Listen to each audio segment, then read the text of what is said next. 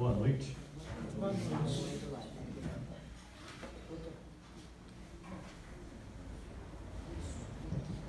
Então vamos começar. O tema, a culpa na visão espírita.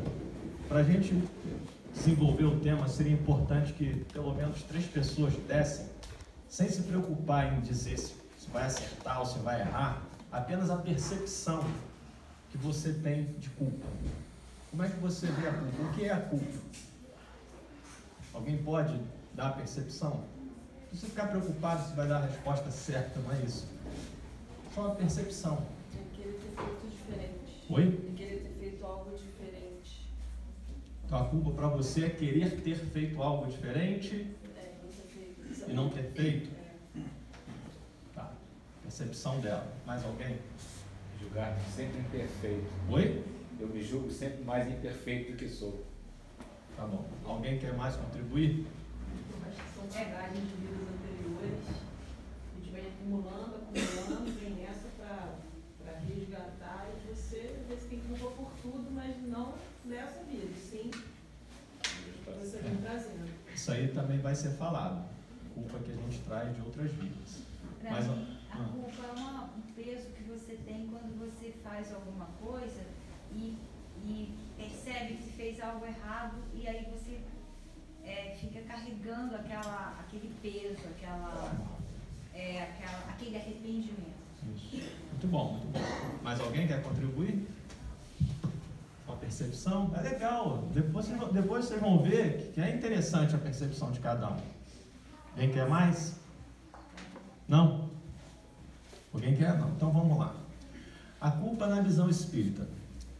Por que eu coloquei dentro da visão espírita? Porque quando a gente fala da visão espírita, a gente está falando da visão do espírito, né? Que a gente pega aquele livro da Joana de Ângeles, Autodescobrimento, ela tem um capítulo que ela fala, deixa eu ver se é aquele, é o ser real. O que ela fala do ser real? Ela fala que a gente tem que considerar no espírito o seguinte: o perispírito interage com o nosso corpo físico, a matéria, as emoções e a nossa mente. Então a gente vai perceber, como algumas pessoas aqui falaram, que a culpa, na percepção de vocês, decorre de uma percepção que a nossa mente, que está sediada no nosso espírito, faz. Mas só que essa mente, para fazer essa análise, ela tem que ter uma base. Não é? É onde que você vai buscar o embasamento seu, o seu acúmulo de conhecimento, seja lá o que for, né? De experiências, para você poder, a partir disso, usar essa base para fazer uma análise e concluir se você se sente ou não se sente culpado. Então, a maioria aqui apresentou uma percepção subjetiva. Não foi isso? Foi apresentado? Percepção subjetiva. Algumas pessoas falaram assim, de aquilo que eu fiz. Mas existe também uma percepção daquilo que você deixou de fazer, que ocorre muito, né? Eu poderia ter feito aquilo e não fiz. Então você tem que ver pelo lado da ação e da omissão, né? Então, um detalhe importante, por exemplo, se uma criança de 5 anos de idade chegar aqui e der um pontapé na minha canela, nós vamos dizer que ela é culpada? Não. Por quê? O que falta para a criança? Uma referência. Isso aí, falta referência, ela ainda não tem consciência, não é? E nós não sabemos que nós somos crianças espirituais? Somos ou não somos? Né? Olha só que interessante, a criança não sabe o que está fazendo. O que Jesus falou na cruz? Perdoa-os, porque eles não sabem o que fazem. Isso há 2000 anos atrás. Só que o tempo passou, nós fomos adquirindo, através das encarnações, mais conhecimento, mais experiência, fomos adquirindo mais consciência das coisas, e a partir disso a gente sabe que aquele a quem muito foi dado, muito será cobrado. Está lá no Evangelho. Então, quanto mais experiência você tem, seja nesta encarnação, numa visão restrita, ou quanto mais você traz na sua bagagem experiências passadas, mais responsabilidade você tem, e o espírito sabe que ele tem essa percepção. Então, eu fiz uma mistura, fiz uma questão voltada para esta encarnação e também apresentei uma percepção total, né, dessa questão da nossa visão, de como que a gente vai fazer essa análise.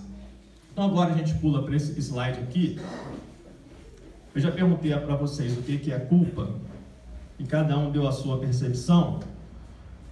E aqui tem dois conceitos, um conceito objetivo e um conceito subjetivo. Por que eu coloquei o conceito objetivo? Porque a culpa, embora muitos acreditem que ela seja algo que se estuda somente na psicologia, mas não é. A culpa se estuda no direito. É ou não é? A culpa se estuda no direito. As pessoas esquecem disso. A culpa está lá no direito. O culpado vai ser o quê? Vai ser condenado.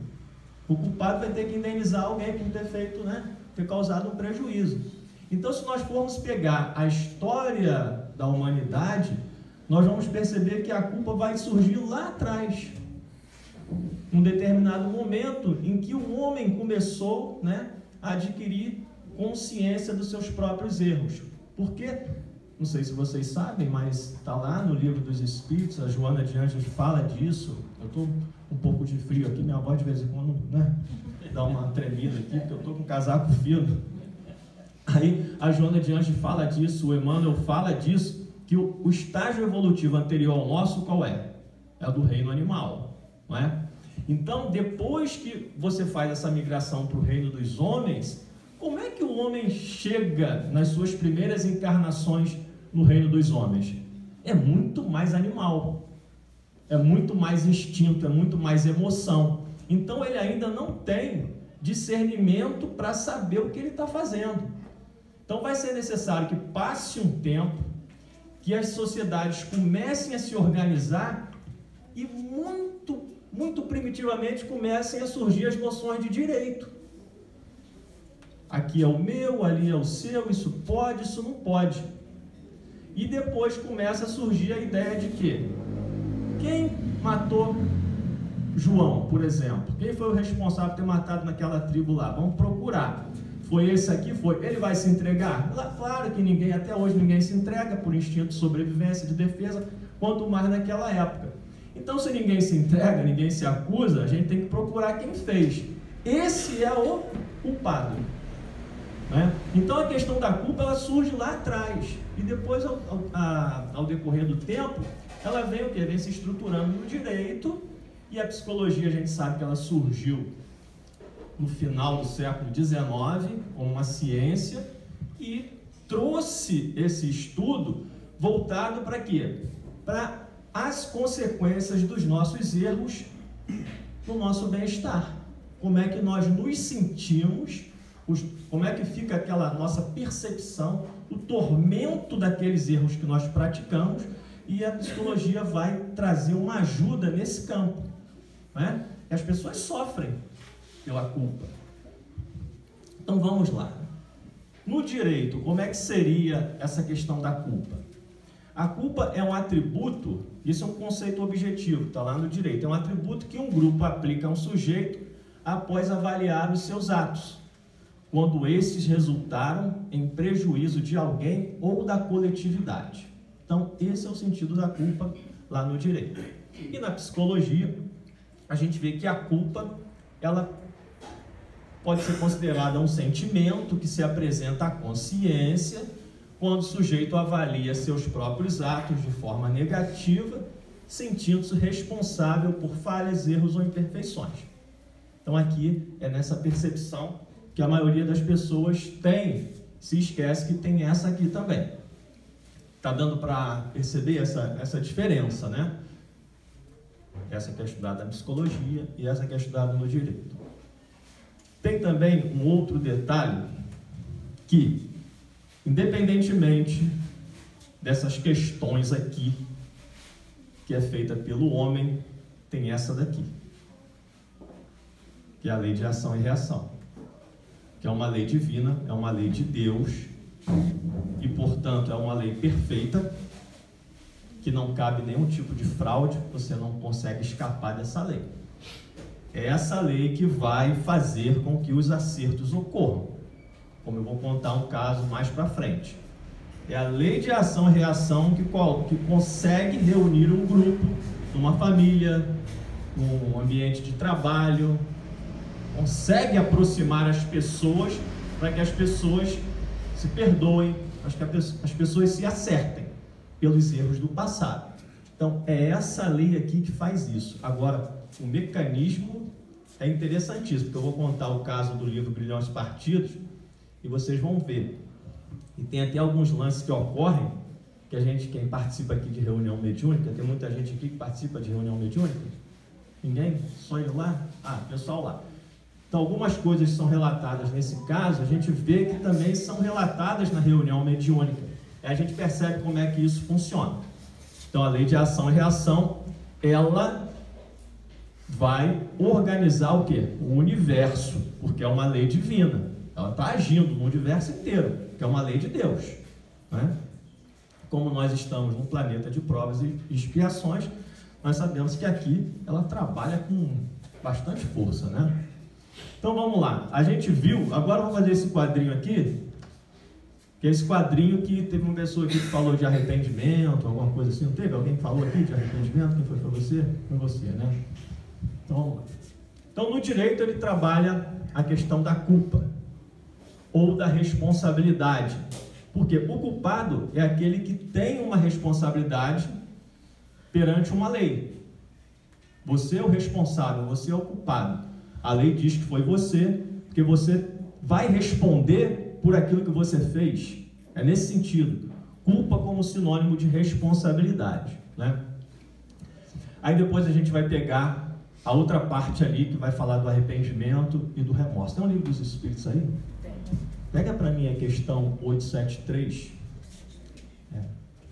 Só para eu... Pô, tá muito frio. Tá bravo.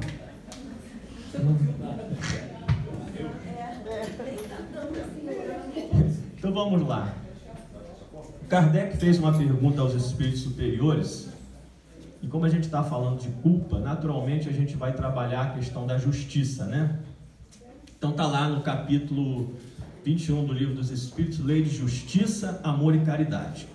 Kardec pergunta: o sentimento da justiça está na natureza ou é resultado de ideias adquiridas?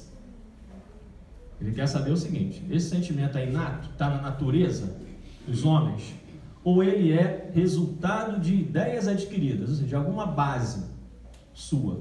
Como é que surge o sentimento da justiça, que todos nós temos, né? De uma forma ou de outra. Olha a resposta dos espíritos superiores: está de tal modo na natureza que vos revoltais à simples ideia de uma injustiça. Olha só. Sem dúvida, o progresso moral desenvolve esse sentimento, mas não o dá. Deus o pôs no coração do homem. O que eles estão falando, os espíritos superiores? Que todos nós temos essa percepção.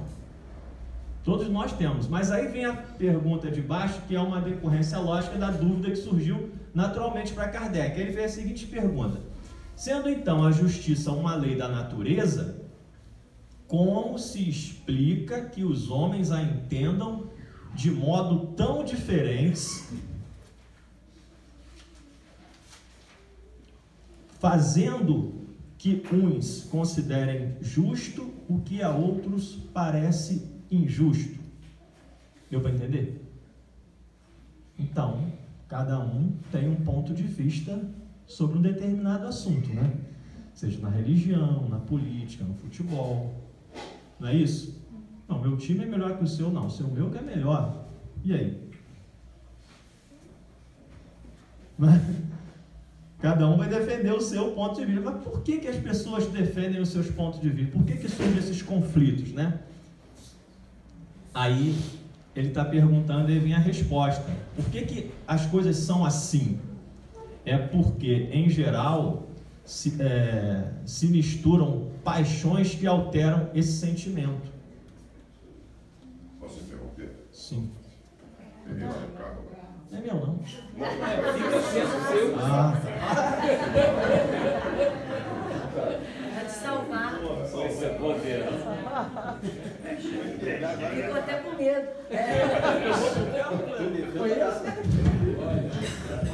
Tem culpa, não. Aí ele respondeu aqui. É porque, em geral, se misturam paixões que alteram esse sentimento. Quais são as paixões que alteram as nossas percepções? É fácil. Orgulho e egoísmo. É aí que a gente vê, né? Que está lá no Evangelho, está certinho. Quanto mais orgulhoso, mais egoísta eu for, mais eu vou defender o meu interesse. O interesse do outro não importa. O meu ponto de vista ele tem que prevalecer, porque eu tenho um interesse que eu quero defender. Olha só como os espíritos superiores falam certinho. Não é? Então a gente percebe isso, que essa questão ela é importante na definição disso aqui. Entendeu? A nossa percepção. Como é que a gente faz essa análise? O que está por trás de tudo? Aí você vai lá no Evangelho que diz que a mazela da humanidade qual é? O orgulho e o egoísmo está por trás de tudo, de tudo, de tudo, de tudo, de tudo. Você vai encontrar o orgulho, o egoísmo para justificar as nossas atitudes equivocadas. Sempre. Depois eu vou pegar os casos ali e vocês vão ver.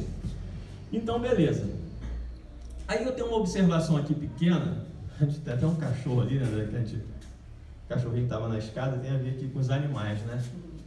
Já repararam que eu falei no início que o estágio anterior ao nosso é no reino animal? Lá no reino animal a gente não percebe que os animais são territorialistas? São ou não são? Olha só os primórdios do direito surgindo lá. Isso aqui é meu espaço, não vem para cá não. Porque se você vier, você está... Esse direito aqui é meu, esse espaço é meu. Então quando o outro animal ele quer invadir o espaço do outro, o que vai surgir ali? Vai surgir um conflito. E aqui com a gente é a mesma coisa. É ou não é? Então a gente já começa a perceber, porque eu tenho até um outro estudo baseado nisso daqui, quando você vai vendo a evolução dos reinos, você vai vendo que tem lá o reino mineral, o reino vegetal, o reino animal e o reino dos homens. Quando nós chegamos no reino dos homens, nós trazemos todas as conquistas dos reinos anteriores. A gente traz para o reino dos homens aquilo que nós adquirimos no reino dos animais. O quê? Emoções e instinto. A gente traz. E quando nós ingressamos no reino dos homens, é isso que nós mais temos. Emoção e instinto. A razão está disponível, né, para nós. Mas nós ainda não temos condições de trabalhar bem a nossa razão. Por quê? Nós somos mais aquilo, porque é um estágio evolutivo que está completo. E ele nos influencia muito, e é isso que a Joana fala nas obras dela.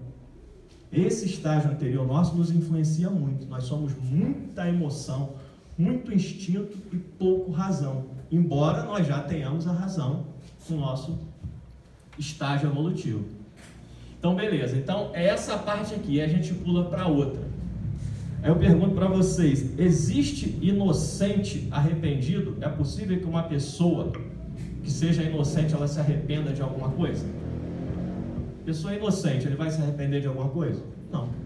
Por quê? Porque para você se arrepender, é porque você reconhece que você fez alguma coisa.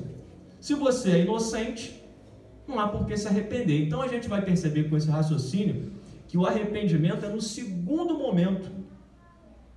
É quando você reconhece o erro. No primeiro, você reconhece, porque você sabe que você está errado. Mas só que as paixões alteram a nossa percepção e não nos deixam concluir, né, por uma coisa melhor. Nós já conhecemos, a gente vai ver pelas histórias que eu vou contar, que aqui é teoria, depois a gente vai para a prática. Só que quando chega no segundo momento que você reconhece, ou seja, que você faz de reavaliar, que você reconhece a situação, aí você reconhece que você errou. Então, o arrependimento, ele vai surgir num segundo momento, que é quando você reconhece o erro. Quando você avalia novamente a situação, porque alguma coisa aconteceu na sua vida que faz com que você vá lá e reavalie aquele fato. Agora eu vou reconhecer, eu vou reavaliar, e você percebe que você cometeu um erro. Aí, o natural é que surge o arrependimento, né? É o natural. Mas há pessoas que não se arrependem. não é? Ocorre isso. Há pessoas que não se arrependem e há ainda aquelas que, mesmo arrependidas, não tomam uma atitude para resolver o problema. É o que a gente vai ver aqui. Então, o primeiro momento é o do arrependimento saudável. É um lampejo de humildade nossa, né? Que você fez aquele reconhecimento e você imediatamente parte para solucionar o conflito, reparar o erro, né? É o arrependimento saudável, é o que se espera de nós. Olha o que diz aqui, em Lucas 10,15: há mais júbilo no céu quando um pecador se arrepende. Por quê? Porque é o primeiro momento, é o primeiro passo dado. Enquanto a pessoa não se arrepende, você tem um conflito ainda, né? Entre duas ou mais pessoas, entre nações, seja lá o que for, né? Está lá o conflito existindo ainda. E há aquelas pessoas que não se arrependem, que se negam a reconhecer o erro. Qual seria a paixão que impede esse reconhecimento? É o orgulho. Olha o que está aqui no livro dos Médiuns: todas as imperfeições morais são outras tantas portas abertas ao acesso dos maus espíritos. A que, porém, eles exploram com mais habilidade é o orgulho, porque é a que a criatura menos confessa a si mesma. Então a gente começa a ver que nesse emaranhado de coisas a gente vai sempre encontrar o orgulho e o egoísmo. Está sempre ali.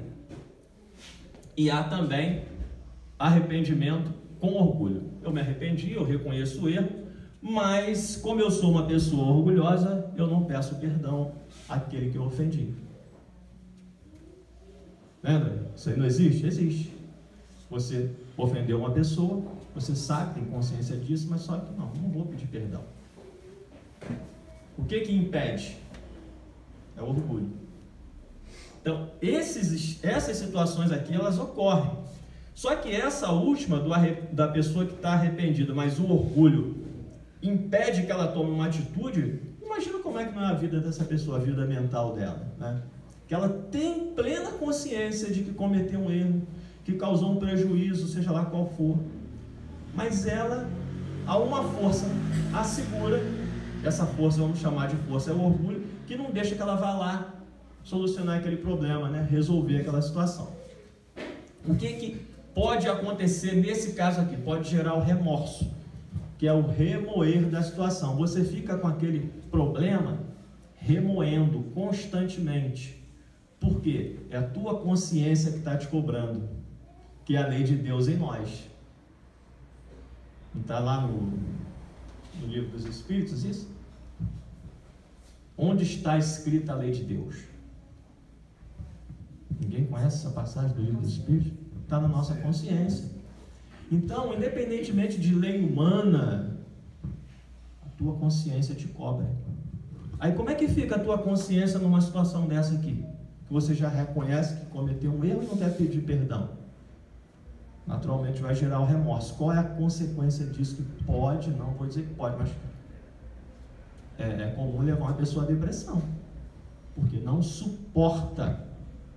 E a gente vai ver um caso, que é o caso de Pilatos, que é semelhante a esse, que o levou ao suicídio e viveu um período com um transtorno obsessivo compulsivo. Acho que eu contei essa história aqui, mas vou ter que contar agora, numa outra palestra, para poder ilustrar isso. Então a gente percebe o quê? Que é uma situação complexa, não é simples, né? E essa parte aqui do arrependimento e do remorso é a parte que mexe com as nossas emoções. Porque, por exemplo, o que vem aqui? Aqui vem o medo, vem a ansiedade, vem a tristeza, tudo esse emaranhado aqui do remorso, né? Aquele turbilhão de emoções que você não consegue controlar. Porque se você está numa situação dessa aqui, você não pode se esquecer de quê? Questão 459 do Livro dos Espíritos. Você tem um inimigo desencarnado e vê que você está num conflito desse, o que ele vai fazer contigo? Opa! Ele está no conflito da culpa, ele está na dúvida, eu vou alimentar essa dúvida. Olha só, eu posso levá-la à depressão? Não posso? Posso. É um problema sério, porque em todas as questões humanas a gente nunca pode esquecer a influência espiritual, está lá na questão 459 do Livro dos Espíritos. Então é uma situação complicada. Aí a gente passa agora para o outro slide. O assunto é extenso, André. Como eu te falei, 1 hora não dá para tudo, tá? A gente tem que pular algumas coisas aqui. Então a gente vai agora para a classificação teórica da Joana de Anjos, que tem a ver com aquela colega, como é que é o seu nome de verde que você falou? Valquíria. Valquíria falou muito bem daquilo que nós chamamos de culpa inconsciente, aquela que nós trazemos de vidas passadas. Então vamos primeiro para ela. Existe na culpa a culpa consciente e a culpa inconsciente. A culpa consciente é aquela que nós temos de coisas que nós conhecemos desta encarnação. E a culpa inconsciente é aquela que está relacionada com o fato de vida passada. Olha o que a Joana fala aqui. É a decorrente, essa daqui, é a decorrente de erros e crimes ocultos praticados em vidas passadas e que não foram justiçados. Por que ela fala de erros e crimes ocultos? Por quê? Se você... Aí depois ela completa aqui, e que não foram justiçados. Porque se você pratica algum crime numa vida passada, comete algum erro, e de alguma forma a lei humana te alcança, você naturalmente vai dizer, para a sua própria consciência vai dizer, eu estou quite. Acabou. Mas só que nós sabemos, como a gente vai ver num caso que eu vou contar, existem aqueles erros e crimes que nós cometemos e ninguém sabe. Fica muito bem escondido, né? Só eu sei e a vítima que sabe. As pessoas, a sociedade não sabe. E aí? Qual é a lei que vai te alcançar se a lei humana não te alcançou? Qual é a lei que vai te alcançar? A lei de Deus. A lei de ação e reação vai te alcançar de alguma forma, e a tua consciência, que é a lei de Deus dentro de você. Então não tem como fugir disso, não tem como. Isso daí não tem, a gente tem que ter essa consciência, não tem. E isso é a causa de muita gente sofrendo no planeta, isso aqui, tá? Vamos lá, é a decorrente de erros e crimes ocultos praticados em vidas passadas e que não foram justiçados. O véu do esquecimento não a apaga. Quando nós reencarnamos, nós já aprendemos que ocorre aquilo que se chama de véu do esquecimento. Ou seja, nós não nos lembramos do nosso passado, né? Mas ele apaga o que nós fizemos? Não. Onde que fica registrado isso? Na nossa memória espiritual. Está registrado, não tem como. Ela está viva na parte inconsciente da mente. Como a mente está no espírito, e eu sou um espírito encarnado, essas questões estão na parte inconsciente da minha mente. Não na parte consciente, porque eu não lembro. Estão lá, mas estão na minha mente. Essa situação, olha o pode aqui. Poder, né? Pode, não quer dizer que vai. Essa situação pode gerar na vida atual estados de quê? De angústia, inquietação, insegurança, etc. São aquelas situações em que a pessoa está passando por esses estados aqui e não tem uma explicação consciente para aquilo. Por que você está angustiado? Não sei. A angústia justamente são as situações em que você sofre aquele peso, mas você não encontra uma explicação para aquilo, não é? Então, essa é a culpa inconsciente. E a culpa consciente é aquela que decorre de quê? De um peso na consciência ou simplesmente culpa de alguma coisa que eu fiz na vida atual e sei. Aí é aquilo que nós chamamos de culpa. Só que a Joana, ela faz uma observação muito interessante que está relacionado com essa aqui. Olha só. A culpa encontra-se esculpida nos alicerces do espírito e manifesta-se em expressão consciente, isso daqui, né, primeiro, ou através de complexos mecanismos de autopunição inconsciente. Olha essa segunda parte. Ou através de complexos mecanismos de autopunição inconsciente. O que ela está querendo dizer? Que a pessoa mesma, de formas complexas, cada um na sua complexidade, ela vai arrumar uma maneira de pagar o que deve. Ela vai buscar inconscientemente situações nesta vida em que o sofrimento vai ocorrer. Mas às vezes aquelas situações em que ela busca esse sofrimento inconscientemente, não resolvem porque não tem nada a ver com o que ela de fato está devendo, porque ela não tem consciência. Aí são aquelas situações que a pessoa fala, pô, mas dá tudo errado na minha vida. É porque é a culpa. O espírito tem uma necessidade muito grande, o espírito tem uma necessidade muito grande de o quê? De se quitar com a consciência. Então, quando ele traz essas questões no inconsciente, enquanto nós não solucionamos isso, nós não temos paz. Então, nós estamos sempre em busca de quê? De solucionar esses problemas. Mas só que esse, André, como a gente vai ver lá na frente, não é o caminho. Existe um caminho que nós vamos solucionar. Por quê? Lá no Evangelho, o que Jesus disse? Daí não sairás até que não pagues o último. Então não adianta pressa, desespero, querer resolver logo. Não adianta. Vai pagar. De alguma forma você vai pagar. Agora, existe uma maneira que você pode diminuir essa dívida? Existe ou não? Todo mundo aqui já sabe, né? A gente vai ver lá na frente. Você pode. Qual é? O amor cobre multidão de pecados. Pronto. Só que as pessoas não têm consciência disso. As pessoas preferem sofrer. Só que para você praticar o amor, praticar a caridade, é algo muito difícil. Gera também sofrimento. Gera também dificuldade. Então, de acordo com o grau evolutivo de cada um, as escolhas vão sendo feitas, né? Então vamos lá.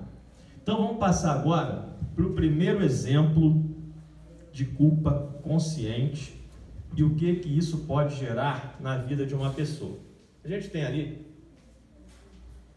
Alguém aqui está vendo aquele seriado Netflix Maria Madalena? Alguém está vendo? Ainda não. Estou vendo, só quase acabando. É muito bom.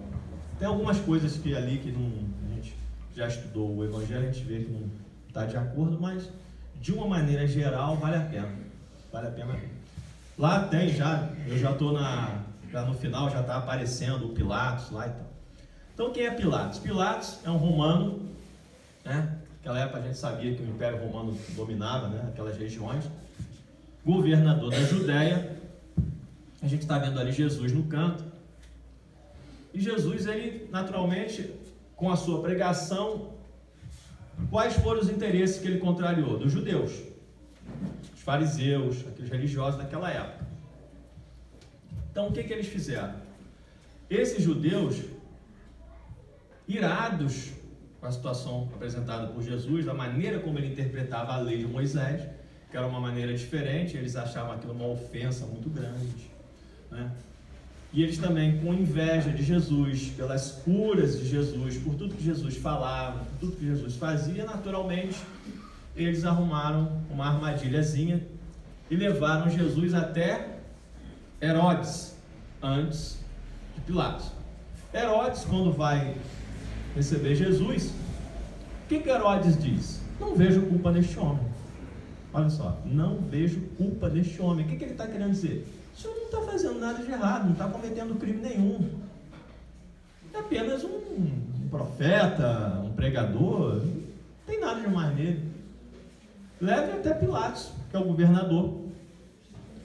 Quando ele é levado até Pilatos, a gente sabe que houve uma conversação, eles conversaram ali. Pilatos chega a Jesus e faz a seguinte pergunta ali. No meio daquela conversa toda, fala, e o que é a verdade? Né?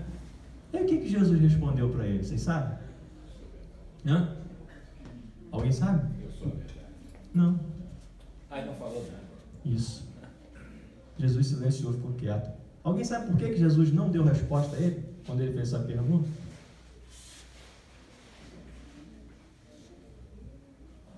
Conhecereis a verdade e a verdade vos libertará. A verdade é uma obra dela, é uma obra minha. Eu que vou conhecer a verdade. Já viu quando a gente quer convencer uma pessoa de alguma coisa, você não consegue? Não adianta. Jesus ia chegar ali para Pilatos, governador do orbe, espírito puro. Quanto tempo ele ia ficar ali falando, né? Ele ia entender alguma coisa? Não ia. Jesus ficou quieto. Eu não tenho o que falar. Aí ele ficou quieto e tal. O que Pilatos faz? Quem está vendo a série percebe, eu não sei se aquelas tramóias que tem lá na série são verdadeiras, eu não sei se foram criadas para o romance. Mas existia, de fato, algumas ligações interesseiras entre Pilatos e os fariseus daquela época. Isso aí, de fato, existia. Tanto que, quando eles levam Jesus até Pilatos, o que eles queriam de Pilatos? Né? Que o Pilatos mandasse condenar Jesus, pô. Era o que eles queriam, para a crucificação. Mas só que Pilatos também disse que não via culpa em Jesus. Olha só que interessante, eu não vejo culpa nele. Aí, qual foi a saída política para a questão? Alguém lembra? Não, a saída o lavar as mãos foi o gesto simbólico, mas a saída política foi o quê? Havia naquela época um costume em que em toda a festividade da Páscoa tinha que soltar alguém que já estava preso. Aí eles se lembraram de Barrabás. No meio da multidão, como a gente vê nos dias de hoje, estava lotado dos partidários dos fariseus. Quem vocês preferem? Jesus ou Barrabás? Qual foi a resposta? Barrabás, solta Barrabás. Antes de fazer essa pergunta, o que Pilatos falou? Olha, eu estou lavando as minhas mãos. Quem vai decidir é vocês. Só que aqui tem um detalhe. Jesus não falou lá anteriormente, numa pergunta que foi feita a ele, aquela questão da moeda, do tributo, o que ele respondeu? A César o que é de César, e a Deus o que é de Deus, né? O a César o que é de César é a lei dos homens que vigoravam naquela época, que as pessoas tinham que respeitar. Ora, se a lei daquela época era uma lei muito autoritária, dava total poder a Pilatos para decidir o destino de uma pessoa, por que ele delegou a multidão? Porque ele queria se esquivar de quê? Da culpa. Foi uma artimanha dele que não deu certo. O que ele fez? Eu vou lavar minhas mãos, que é um gesto simbólico, onde eu digo que eu não tenho culpa, e passo para os bobos ali decidirem. E a responsabilidade vai ser deles. Isso no raciocínio dele. A gente viu as paixões humanas, né, no egoísmo, no orgulho dele. Ele fez esse raciocínio. Eles vão decidir, a culpa é deles, não é minha. Tá. Aí o povo foi e decidiu, e falou, vocês decidiram, então foi feito o que foi feito. E assim foi. Só que a Joana de Anjos, no livro Triunfo Pessoal, o que ela narra? A gente não viu naquele quadrinho anterior aqui, né, que o arrependimento ele vem num segundo momento, aquelas coisas todas, né? Então a gente viu isso aqui. Só que o tempo foi passando, e de uma hora para outra, a Joana de Anjos, lá nesse livro, Triunfo Pessoal, acho que é no capítulo 5, que ela fala do transtorno obsessivo compulsivo, da esquizofrenia e da depressão. Aí, na parte que ela fala do transtorno obsessivo compulsivo, ela vem falar do Pilatos. Então, ela lá diz, o livro é Triunfo Pessoal, para quem quiser pesquisar lá. Então, ela fala que, de repente, de uma hora para outra, claro, depois de passar um tempo, Pilatos começa a ver as próprias mãos manchadas do sangue do inocente. Olha só. Ele começa a ver as mãos manchadas de sangue do inocente. E a partir dali ele começa a desenvolver um ritual obsessivo, uma necessidade constante de lavar as mãos, que é aquilo que ela identifica no capítulo como transtorno obsessivo compulsivo. Fica lavando as mãos o tempo todo. Qual é o pano de fundo desse ritual aí? É a culpa. Aí, quer dizer, você vai dizer, então toda pessoa que tem toque, né, que tem um transtorno, é isso? Não necessariamente. Não necessariamente. Nesse caso foi. Então, foi o que aconteceu aqui. Ele ficou num estado de sofrimento tão grande que ele não aguenta esse sofrimento. Como não tinha quem recorrer naquela época, o que ele faz? Se suicida. Não suportou. Então a gente vê aí o efeito de uma questão atual na nossa vida, o que pode nos levar, né? Então agora a gente vai para o outro caso, que é o caso que está no livro Grilhões Partidos. Tem muita coisa, mas a gente tem que pular, porque o tempo é curto. Ah, meu Deus, será que eu esqueci aqui? Não acredito. Cadê o negócio? Já passou aí o livro. Ah, não, já achei. Ótimo. No livro Grilhões Partidos, agora faltam 15 para as 9, dá para eu contar essa história e depois a gente fazer o encerramento, a conclusão. Então, estou contando um caso de culpa atual, que foi o caso de Pilatos, que é a culpa consciente. Agora a gente vai para a culpa inconsciente, aquela que vem de vidas passadas. Tem outros casos aqui, muito interessantes, mas não dá tempo, né? O que aconteceu aqui nessa situação? Alguém já leu o livro Grilhões Partidos aqui? Já leu, André? Quem mais leu aqui? Tá. Então, talvez vocês vão se lembrar que a história é a seguinte. Está havendo uma festa de 15 anos, né, e a menina, Esther, né, ela chega lá e dá duas bofetadas na face do pai. O pai, na época, 1949, Zona Sul do Rio de Janeiro, um coronel aposentado do Exército, participou da Segunda Guerra. Qual foi a consequência para ela depois daquele escândalo ali? Internaram a menina no manicômio. Então aí começa toda a história. Só que agora a gente vai voltar um pouquinho atrás para saber por que esse fato ocorreu. O que acontece? O coronel Santa Maria, ele estava na Segunda Guerra Mundial, e lá na Segunda Guerra Mundial havia um soldado que estava com ele, soldado do Exército, chamado Soldado Matias. E esse Soldado Matias, numa determinada hora lá, ele chega para o coronel e fala assim: olha só, eu tive um sonho essa noite e eu sei que eu vou morrer se eu for para essa próxima batalha agora à noite. Eu estava querendo, se eu me liberasse, ele falou: de forma nenhuma, você veio para cá para morrer, você está na guerra, não tem como. Aí o coronel fez a negativa e ele falou: então eu queria fazer um pedido. Ele: qual é o pedido? Lá na Bahia eu tenho uma mãe e uma irmã e eu queria que o senhor assumisse um compromisso, e eu sei que eu vou morrer, para o senhor ajudar a minha família lá, quando o senhor voltar, né? Ele foi, pegou um papel, anotou o número da identidade dele, os dados dele, guardou no bolso, e o soldado Matias saiu dali convencido de que o coronel iria ajudar a mãe e a irmã. O que ocorreu? Ele foi para a batalha, desencarna, o soldado desencarna, e ficou na dimensão espiritual ali, perambulando, né? Sem ter consciência que estava desencarnado, que a gente sabe que isso é muito comum. E num determinado momento, ele é atraído por uma força que o leva até a Bahia.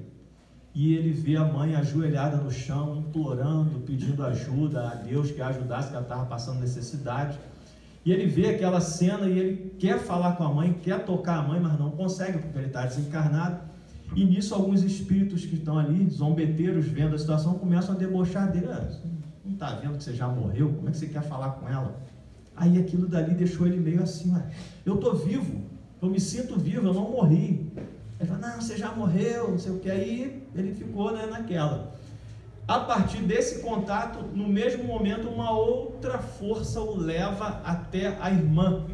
A gente não vê, né? É isso que eu falo, a gente não vê na reunião mediúnica os espíritos chegando. Alguma coisa me trouxe até aqui. O que foi? Como é que eu vim parar aqui? Não é isso que ocorre? Que força é essa, né? Aí que está a grande questão.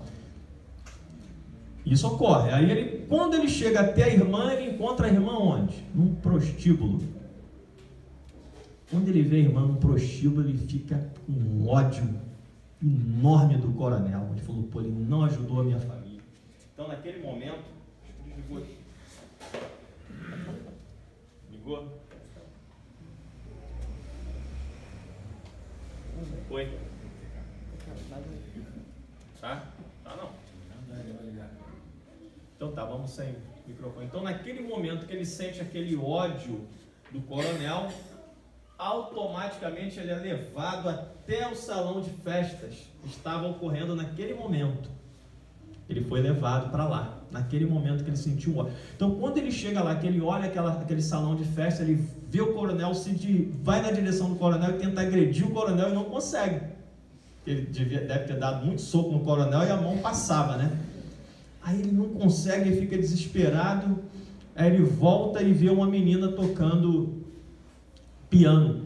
que a menina estava tocando piano. Aí ele vai na direção dela. Aí ele relata o seguinte, que quando ele se aproxima dela, ele percebe que ela sente a presença dele. Aí aquilo desperta uma atenção nele. Aí ele insiste. Nisso que ele insiste, ele vai e senta junto com ela. E ele percebe que os braços dele se acoplam aos braços dela. E ele começou a tomar contato, quer dizer, tomar controle da situação. Aí ele se levanta e a menina se levanta com ele. Ou seja, ele subjugou a menina naquele momento ali. E foi justamente naquele momento que ele vai, e ele, né, que dá as duas bofetadas no pai da menina. Então, a partir desse momento, dessa subjugação que ocorreu ali, aí talvez vocês estejam perguntando, poxa, mas o problema dele era com o pai. Ele se utiliza da menina e a partir daquilo ali gera um escândalo e a menina vai para o manicômio. Alguém fez esse raciocínio? Não seria uma injustiça? O que a menina tem a ver com isso? Nada? Por tudo. Aí é que está. Aí é que está o problema, né? Tem muita coisa a ver. Muita coisa a ver. Como a gente vai ver aqui. Então, a menina foi para o manicômio. O Matias, desencarnado, soldado, ficou lá perturbando ali o tempo todo. Ela foi dada como esquizofrênica. Narra o livro que ela era agredida fisicamente. Não fala se houve agressão sexual, mas pode acontecer. A gente sabe que essas coisas ocorrem nos manicômios. Perdeu uns dentes de soco que davam nela, porque ela ficava totalmente transtornada. O pai, a mãe, o coronel e a esposa ficaram totalmente desesperançosos da vida. O casamento ficou ruim. Aí de repente surge um outro amigo dele, coronel também, do exército, que era espírita, e fala para ele da doutrina espírita, de um centro espírita. E nesse centro espírita, o Bezerra de Menezes, ele atuava através de uma médium. Então eles fizeram reuniões mediúnicas ao longo daqueles anos, uns 3 ou 4 anos, trabalhos de desobsessão, e lá na frente eles conseguem retirar a menina do manicômio. Por quê? Porque a situação foi resolvida. Mas até chegar a esse ponto, a gente precisa entender o que está por trás disso daí. Então, para nós entendermos, é o seguinte. Então você tem o nome da menina, eu já falei, que é Esther, né? 15 anos de idade, foi a festa de 15 anos dela. A gente vai voltar lá na época da Inquisição em Portugal, século XVI, eu acho, 16 ou 17, uma coisa assim.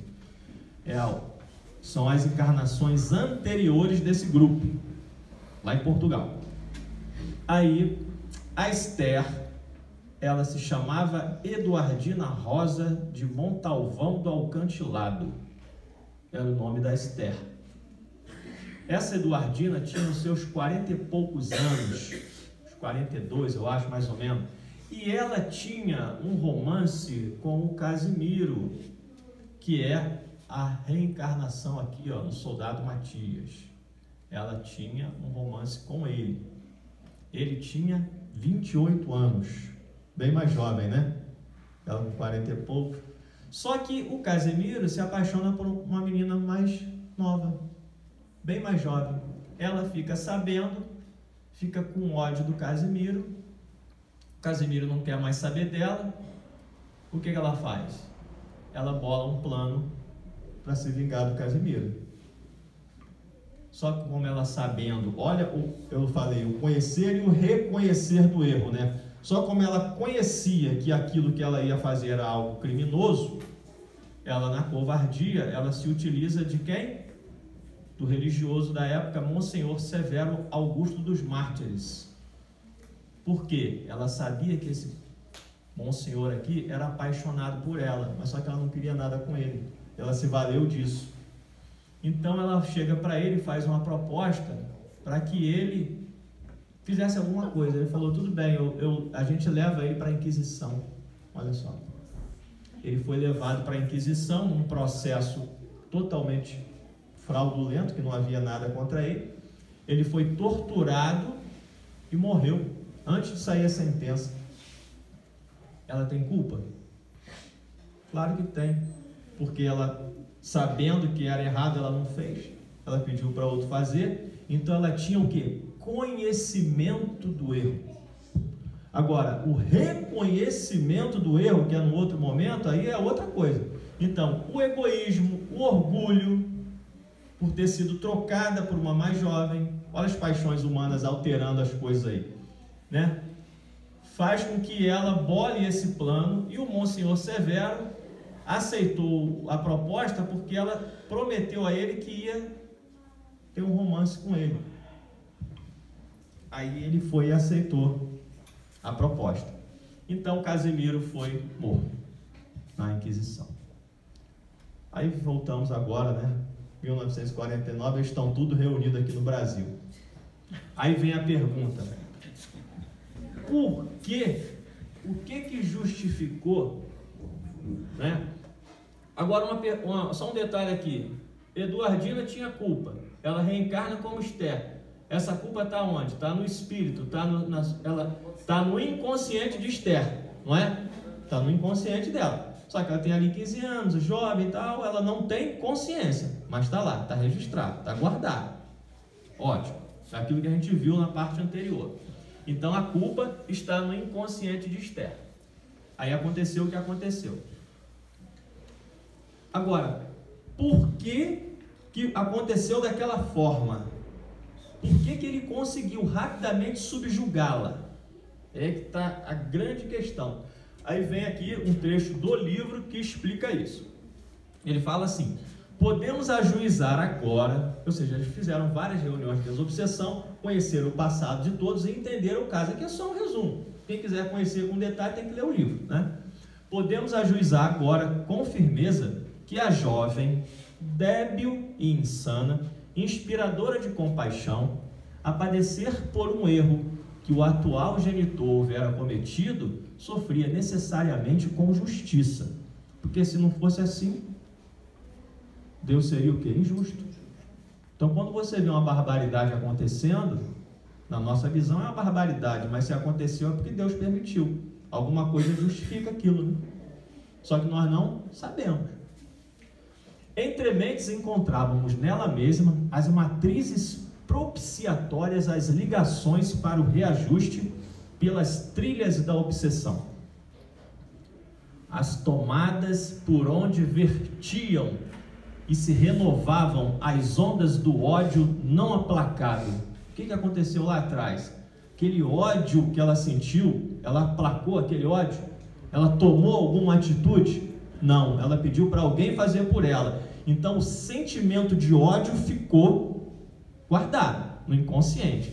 Então o que ela fala? As tomadas por onde vertiam e se renovavam as ondas do ódio, porque é uma energia negativa, não tem como, né? As ondas do ódio não aplacado facultavam que os plugs da raiva de Matias. Então Matias foi prejudicado por ela no passado e naturalmente ele soube, quando desencarnou, quem foi que o prejudicou. Ou não? Claro que sabe. E essa informação estava lá onde? No inconsciente dele. Então, só que naquele momento ali, ele estava com uma raiva muito grande do pai. Mas só que ele, no inconsciente dele, ele tem uma ligação com quem? Com ela. Então, essas energias negativas, olha aqui, elas se conectam. Aqui eles falam aqui, ó. As ondas do ódio não aplacado facultavam que os plugs da raiva de Matias se conectassem com vigor, em perfeita sincronia com a antiga sicária, apesar da mudança na roupa física e da experiência nova que ensejavam aquisições para a aventura. Deu para entender agora aquilo que você falou, né, da parte inconsciente? É isso aí. Então a gente vê no nosso dia a dia muitas situações ao nosso redor, na família, no trabalho, aqui no centro espírita, com amigos, etc. Que você olha assim, pô, mas como é que pode isso? Mas tem explicação. Só que a gente não vai saber nunca. A gente só sabe dessas coisas porque está aqui nos livros que foram psicografados, né? Seja pelo Chico, pelo Divaldo, livros que a gente pode confiar e trazem essas informações que é para a gente entender o processo. Mas não significa que todos os processos são assim. Como a gente viu lá atrás, são processos complexos. Cada um tem lá as suas explicações. Então aqui a gente percebe como a culpa inconsciente, ela prepara, né, um acerto de contas, né? Então agora, como são 9 horas, a gente vai aproveitar para fazer o fechamento. Alguém quer fazer algum comentário? Eu acho muito interessante essa história, né? Então agora a gente vai partir para o fechamento. Então, o que nós podemos fazer para evitar o peso na consciência? Para evitar. Está aqui, agora a gente já estudou um pouquinho, né? O que a gente pode fazer daqui para frente para evitar que essas coisas ocorram? Então a gente tem alguns conselhos. A Joana de Ângeles fala o seguinte: não faça às ocultas o que não é capaz de fazer às claras. Deu para entender? Por quê? O que a Eduardina fez? Ela fez as ocultas. Ela não era capaz de fazer as claras, ela fez escondido. Qual a consequência? Não adianta, né? Não faça as ocultas o que você não é capaz de fazer as claras. Por quê? Porque você vai fazer, mas depois a sua consciência vai cobrar. Tem a lei de ação reta, tem todo um processo que a gente já conhece, que vai ter que colocar as coisas, né, no seu devido lugar. Aqui é do filósofo Immanuel Kant, que é bem semelhante. Se não puder contar como fez, não faça. Dá para entender? Você tem alguma situação que você está querendo fazer, mas, pô, eu não vou poder falar para ninguém, ué. Por quê? Porque tu sabe que é errado. Então, por que vai fazer? Por que a gente faz? Orgulho e egoísmo. Você vai sempre encontrar, né, André, o orgulho e o egoísmo na base dos problemas. Algum interesse. Não, tá errado, mas, pô, vou fazer. Não interessa, entendeu? Aqui. E o maior conselho, né, que a gente ainda não conseguiu entender, né, amar ao próximo como a si mesmo. Quando a gente ama o próximo como a si mesmo, a gente não vai desejar para o outro aquilo que nós não desejamos para nós. Só que esse daí está difícil para nós, né, entendermos esse conselho de Jesus. Então aqui é para evitar. Agora a gente vai falar para situações que já existem. Como solucionar? Como que a gente pode fazer? Como fazer? Como solucionar o peso na consciência? Aí vem aqui a primeira situação. Sabendo do que se trata, eu estou falando de quê? Da culpa consciente. Sabendo do que se trata, reparar o erro imediatamente, no máximo possível. Por que no máximo possível? Porque há situações que você não vai conseguir reparar imediatamente. Por exemplo, se eu tiro a vida de uma pessoa deliberadamente, eu vou dar um tiro no chefe de família. Tem como eu reparar aquele erro imediatamente? Não tem. Porque eu já desfalquei mulher e filhos. Eu posso até reparar em parte financeiramente. E a parte afetiva, como é que fica? E o planejamento reencarnatório daquela pessoa, que foi um trabalho feito no plano espiritual, como é que fica esse trabalho que foi feito lá? Que eu cortei esse trabalho. Que os espíritos que trabalham no planejamento reencarnatório, é um trabalho muito grande para planejar. Ou seja, planejar, não é uma determinação, é um planejamento. Eles fizeram um planejamento para aquela pessoa. Aí você vai. Então, a tua responsabilidade está também com essas pessoas. E você atrapalhou um trabalho que foi feito. E nós não temos consciência disso, né? Mas isso daí é levado em conta. É levado em conta quando você tira a vida de uma pessoa. Então, reparar o erro imediatamente quando dá para reparar, não é? Situações que dá, mas tem outras que não dá. E aqui a gente tem a reconciliação com os adversários. Está lá no Evangelho, que é a única parte do Evangelho que Jesus nos pede o quê? Pressa. É a única que ele pede pressa. Por quê? Porque se você não se reconcilia, você sabe que você vai reencarnar e a coisa vai aumentando cada vez mais. Então, se você se reconcilia, você vai diminuindo problemas. Então, o que é tudo? Conselho que Jesus deu para prevenir. Agora, quando você não sabe do que se trata, Você está com peso, a perturbação. Normalmente, ela vem sob a forma de angústia, que a Joana fala nos livros da série psicológica. Você está angustiado, não sabe o que é. Pode ser uma questão relacionada com a culpa inconsciente? Pode. Não que todas sejam, mas pode. Aí tem aqui uma passagem do Chico, que o Chico de vez em quando ficava angustiado, cabisbaixo. Qual o conselho que o Emmanuel dava para o Chico? Chico, vamos trabalhar, levanta, vamos para a periferia. Acabava a angústia. O Chico ficava bem, e quem conhece as histórias do Chico, ele relata isso. Então, todos nós, sem exceção, temos pendências de vida passada. Todos nós temos. Então, o que nós precisamos fazer para amenizar isso? Aqui, trabalhar no bem, sintonizando com as altas esferas espirituais, atraindo a presença dos bons espíritos, que a gente já aprendeu aqui na doutrina, que é o nosso lema, né? Que fora da caridade não há salvação. E lembrando que a multidão cobre, quer dizer, que o amor cobre a multidão de pecados. Por exemplo, Saulo. Se Saulo não tivesse virado a página, ele ia fazer o que fez? Se ele ficasse preso nos erros que ele cometeu lá atrás, ele ia fazer a obra grandiosa dele? Não iria.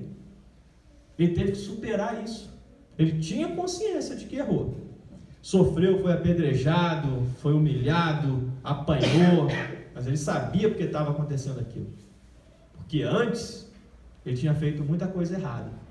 Mas mesmo assim ele seguiu. Foi por isso aquilo que eu falei, né, naquela parte inicial, que para você entrar nessa questão aqui, que o amor cobre a multidão de pecados, você tem que ter a consciência que você também vai sofrer, né? Se você não fizer, você vai sofrer também. Mas só que aqui, no amor cobre a multidão de pecados, é um sofrimento que você vai ter, mas que vai te dar o quê? Um saldo positivo. Então é melhor sofrer amando. Esse aqui é o detalhe. Então a doutrina espírita está aí hoje para trazer essa informação. É melhor sofrer amando, não é? Se todos nós fomos criados simples e ignorantes por Deus, logicamente o erro faz parte do aprendizado, da evolução espiritual, sendo, portanto, algo perfeitamente compreensível, não é? É. O erro faz parte do nosso aprendizado. Não há como. Se você foi criado simples e ignorante, você vai ter que cometer erro, não tem como. Só que nós não entendemos dessa forma. Nós trazemos no nosso inconsciente, como a Joana fala, uma herança atávica de que o erro, o pecador, ele precisa ser o quê? Punido. É assim que as pessoas pensam, né? Traz isso muito forte. Então, só para a gente fechar, tem esse bate-papo aqui. Cadê a coisa aqui? De um mestre conversando com um discípulo. Mestre, o discípulo pergunta: como eu faço para me tornar uma pessoa sábia? Perguntou o aprendiz. Aí ele responde: fazendo boas escolhas, respondeu o mestre. Mas como fazer boas escolhas? Insistiu o aprendiz. Experiência, disse o mestre. E como adquirir experiência? Mais uma vez perguntou o aprendiz. Más escolhas. Então, qual é? Apresenta para nós aí fora. Não estou querendo falar que o espiritismo seja uma religião. Quem é que vai te passar uma visão dessa? Só a doutrina espírita que vai dizer para você que você pode errar. Só a doutrina espírita. Você pode errar no direito. Porque você errando, fazendo as más escolhas, você vai adquirir experiência, vai adquirindo consciência, está evoluindo, está adquirindo consciência. E a partir daí você começa a fazer boas escolhas. E consequentemente, como Jesus falou, você vai se tornar um espírito perfeito. Por quê? Vai chegar à sabedoria, né? Então a questão da culpa, como vocês viram ali, tem um monte de slides. Tem umas histórias interessantes que não dá para contar, mas a gente percebe o quê? Que a gente tem que ter a consciência de que nós temos o direito de errar. E uma vez errando, reconhecendo o erro, procurar resolver, né, o mais rapidamente possível, né? E quando tivermos as nossas tormentas, aquelas angústias, o que foi, o que não foi, vai ficar pesquisando? Se for perguntar, está arriscado de ser enganado. se preocupa com isso não, vamos trabalhar no bem, que é o melhor remédio, tá bom? Obrigado pela atenção de vocês aí.